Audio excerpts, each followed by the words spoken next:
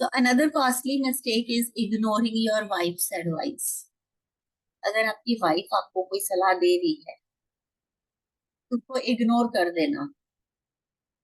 तुम्हें नहीं समझ में आता, या तुम नहीं बता सकते, या तुम्हें इस चीज के बारे में कुछ पता नहीं है, या सुना सुना सुना करके आगे बढ़ जाना।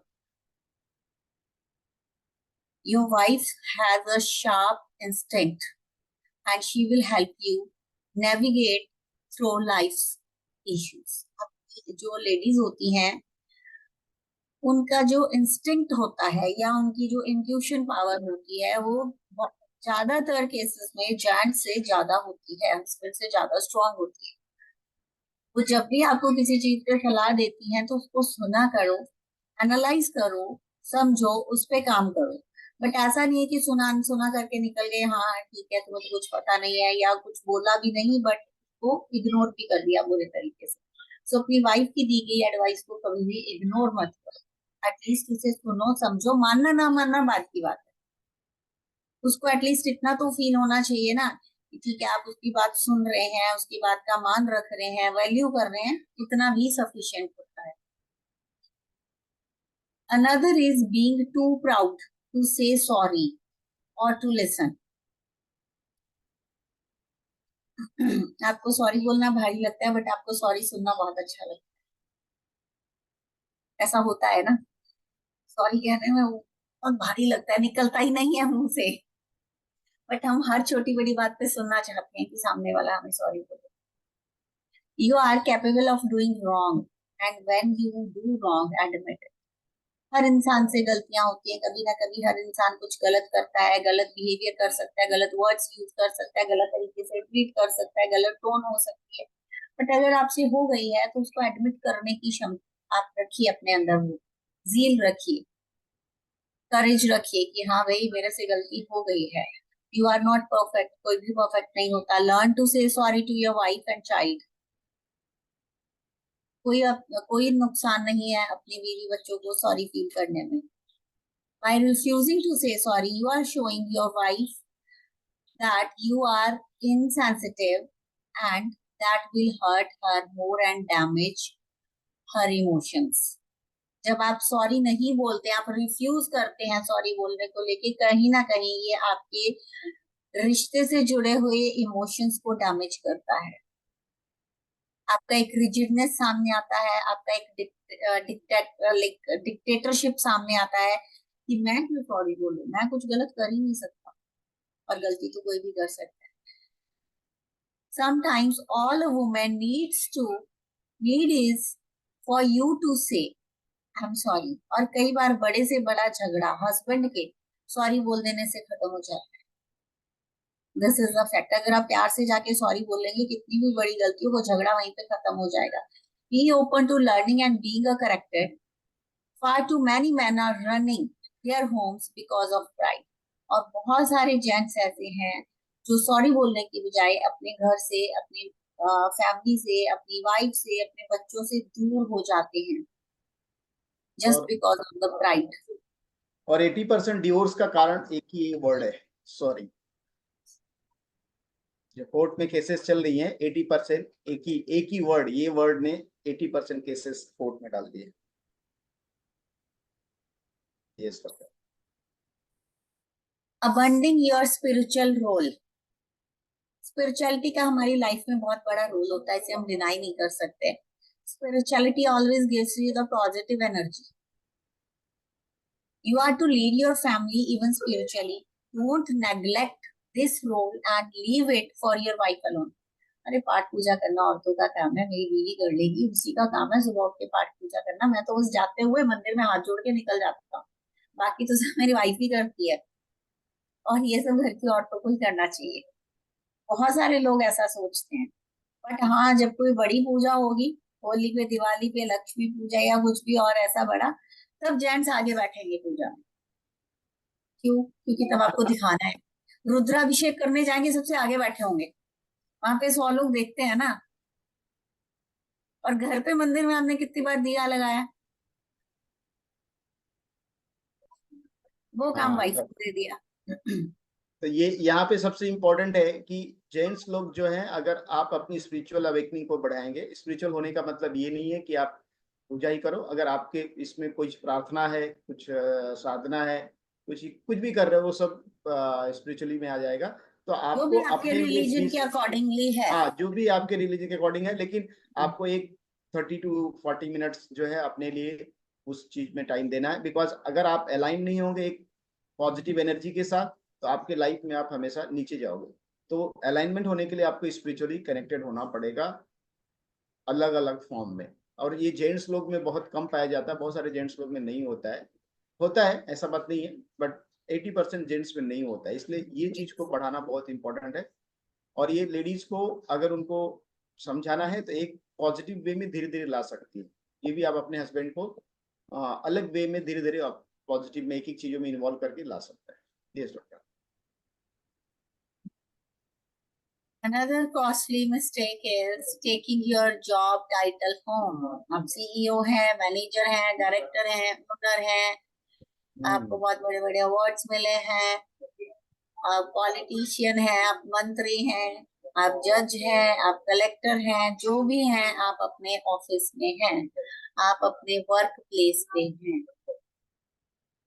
घर पे आने के बाद आप एक पिता हैं, आप एक हस्बैंड हैं, और उसी मेंटालिटी के साथ आप घर के अंदर एंट्री करिए, आपको बहुत सुकून मिलेगा। अगर आप इस मेंटालिटी के साथ घर में एंटर करेंगे, मैं एक बहुत बड़े डेजिग्नेशन पे काम करता हूँ, मेरे आगे मेरे नीचे 100 लोगों की टीम काम करती है, मेरे आगे पीछे ऑफिस में 100 बाबू घूमते हैं, हजारों लोग फाइल के साइन कराने के लिए लाइन में लगे रहते हैं। तो कहीं ना कहीं आप अपनी शादी को रॉन्ग डायरेक्शन दे रहे हैं। आप अपने बच्चों को अच्छे से एज अ फादर और अपनी वाइफ को एज अ हस्बैंड ट्रीट नहीं कर पाएंगे। होम इज अ प्लेस जहाँ पे प्यार होना चाहिए, एक दूसरे की रिस्पेक्ट होनी चाहिए, केयर होनी चाहिए, पीस होनी चाहिए, रिस्ट्रिक्शंस नहीं होनी चाहिए, एक दूसरे के लिए के साथ आपको प्लेजर फील होना चाहिए। एक बार मैं एक स्टोरी पढ़ रही थी छोटी सी, तो वो सज्जन कहते हैं कि मैं घर पे जाना इसलिए पसंद नहीं करता, या घर जाके मैं अपने फोन में इसलिए घुसा रहता हूँ क्योंकि मुझे वहां पीस नहीं मिलती। तो मैंने उनसे पूछा, ये हमारे कंसल्टेशन में ही आए थे एक बार। हाँ, मैंने पूछा, सर आप पीस छोड़ के कहाँ गए थे? घर में पीस छोड़ा ही नहीं तो पीस मिलेगी कहाँ से? पीस छोड़ा कहाँ था? और पीस कोई चीज नहीं है, पीस शांति है, सुकून है, जो आपको क्रिएट करना पड़ता है एनवायरनमेंट में। अनुजा, चेहरा स्माइल होना चाहिए। आप पीस अगर आप क्रिएट करेंगे और उस पीस को क्रिएट करके आप सुबह अपने ड्राइंग रूम में छोड़ के जाएंगे ना, शाम को आके वो पीस आपको पूरे घर में फैला हुआ मिलेगा। दिस किरण इज अ जी, फैक्ट। स्माइल कहाँ है? प्रैक्टिस नहीं हो रही। यस। सो सब नेक्स्ट देखते इज हैं। Hiding your failures. हम्म। अगर आपको कोई चैलेंजेस आ रहे हैं आपकी जॉब में, आपका जॉब चला गया है, आप कोई फाइनेंशियल क्राइसिस में अटक गए हैं, या आपने कोई डिसीजन रॉन्ग ले लिया है, बहुत सारे जेंट्स अपनी वाइफ से छुपाते हैं, बताएंगे नहीं। उसके पीछे उनका थॉट कुछ भी हो सकता है कि उसको बताने से क्या ही हो जाएगा, वो क्या कर लेगी। दूसरा थॉट होता है, खामखा की टेंशन क्यों देनी है, छोड़ो, उसने कौन सा कुछ करना है आके, वो ऐसे ही स्ट्रेस ले लेगी, नहीं बताएंगे। दोनों ही कंडीशंस में आप सही नहीं कर रहे हैं। बहुत ही इस दोनों ही कंडीशंस में कहीं ना कहीं आप डिसऑनेस्ट हो रहे हैं अपनी वाइफ के साथ। ऑनेस्टी सिर्फ अफेयर्स को लेके या इनफिडिलिटी को लेके नहीं होती है, ऑनेस्टी बहुत सारे एस्पेक्ट्स में होती है। तो जितना आप ईमानदारी से अपनी चीजें अपनी वाइफ के साथ शेयर करेंगे, उतना जल्दी आपकी सिचुएशन में इम्प्रूवमेंट आती है। भले ही वो कुछ कर पाए ना कर पाए, बट वो आपको एक अच्छा खासा मोटिवेशन दे सकती है।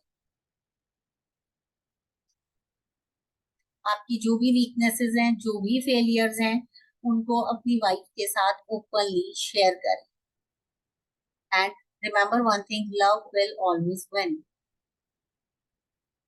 Another costly mistake is worrying more about what your male friends and parents think than pleasing your family.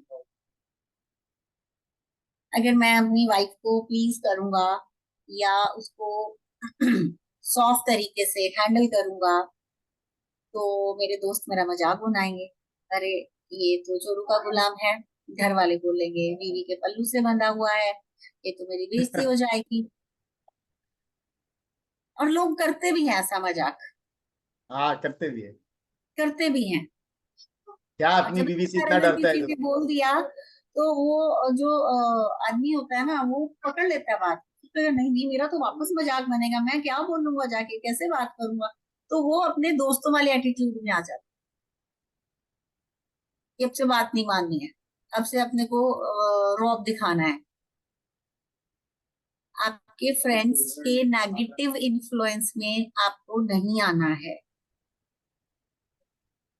आपके जो फैमिली मेंबर्स है अगर वो कह रहे हैं बीवी के पल्लू से बंध गया है तो इस बात को दिल पे नहीं लगाना है, उसको इधर से सुनना है, इधर से निकाल देना है, क्योंकि एंड ऑफ द डे आप क्या लाइफ पार्टनर ही आपके काम आता है। This is the fact. वो कहते हैं ना सुनो सबकी करो मन की, आपको और उस फॉर्मूला पे काम करना है। और हकीकत बताऊं, मैं एक चीज सुनना पसंद करेंगे जेंट्स लोग, लगे यार ये सर क्या बता रहे। एक्चुअली जो जो व्यक्ति ना अपनी वाइफ से प्यार करता है वो जोरू का गुलामी होता है, उसके बिना प्यार कर ही नहीं सकता है। इसलिए बन जाओ, कोई दिक्कत नहीं, बेस्ट है। डॉक्टर पुनीत सोचोगे सर क्या बोल रहे। यही हकीकत है सर। एंड ट्रू फ्रेंड वही होता है जो आपका लाइफ पार्टनर है, और सबसे बड़ा दुश्मन भी आपका लाइफ पार्टनर ही होता है, ये भी फैक्ट है। तो उसके साथ जितनी अच्छी दोस्ती करके रखेंगे उतना ज्यादा आपकी लाइफ में सुकून रहेगा, उतना अच्छे से आप अपनी लाइफ को हैंडल कर पाएंगे, बिकॉज आपकी वाइफ अपनी पेरेंट्स को छोड़ के, अपने भाई बहन को छोड़ के, अपने घर को सब कुछ छोड़ के आई है, उसने अपना सरनेम तक आपको आपके लिए छोड़ा है, तो क्या आप उसके लिए छोटे छोटे से सेक्रीफाइसेस नहीं कर सकते? सिर्फ लोगों को दिखाने के लिए आप उनके नेगेटिव इन्फ्लुएंस में आके अपने ही घर में प्रॉब्लम क्रिएट कर लेते हैं। सो अपनी फैमिली को, अपनी वाइफ को, अपने बच्चों को नेगेटिव लोगों से डिफेंड करिए। Another costly mistake is being intimately selfish. हमने एक बार सेशन किया था, आप लोग जाके हमारे कोर्स में चेक कर सकते हैं कि लेडीज में इंटीमेसी की नीड्स ज्यादा होती है रदर देन जेंट्स। इस पे पूरा सेशन किया गया है, आप रिकॉर्डिंग में जाके चेक करिए, आपको उसके बारे में बहुत सारी डिटेल्स समझ में आएंगी। अभी हम इसको थोड़ा सा शॉर्टली लेते हैं। लेडीज में इंटीमेसी के लिए नीड्स ज्यादा होती हैं, and don't just seek your gratification and then sleep or leave her unsatisfied, ये कहीं ना कहीं गलत है।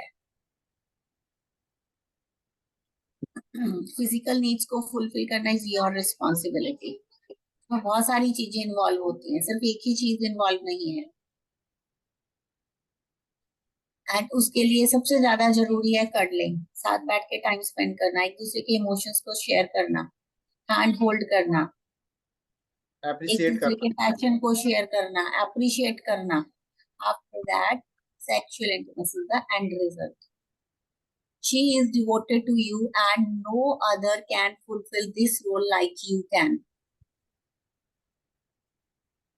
Make sure she is fulfilled, she will reciprocate, and a passionately engaged wife is a content wife, not a foster harmonious home.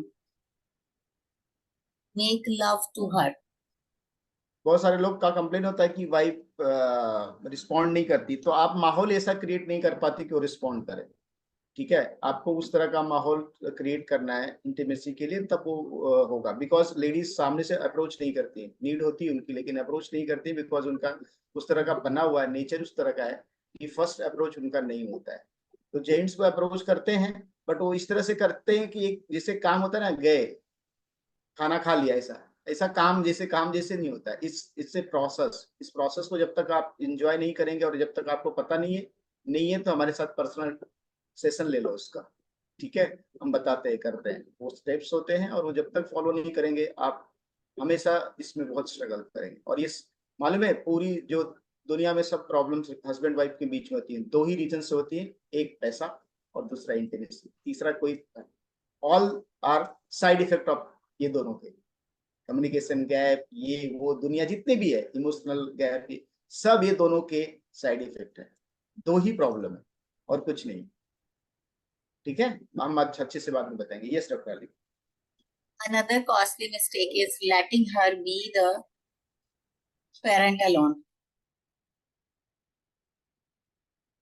बच्चे आने के बाद बहुत सारे जेंट्स मैक्सिमम काम में बिजी हो जाते हैं। वाइफ सिर्फ अकेली बच्चों को संभालती रहेगी, केयर करेगी, एजुकेट करेगी,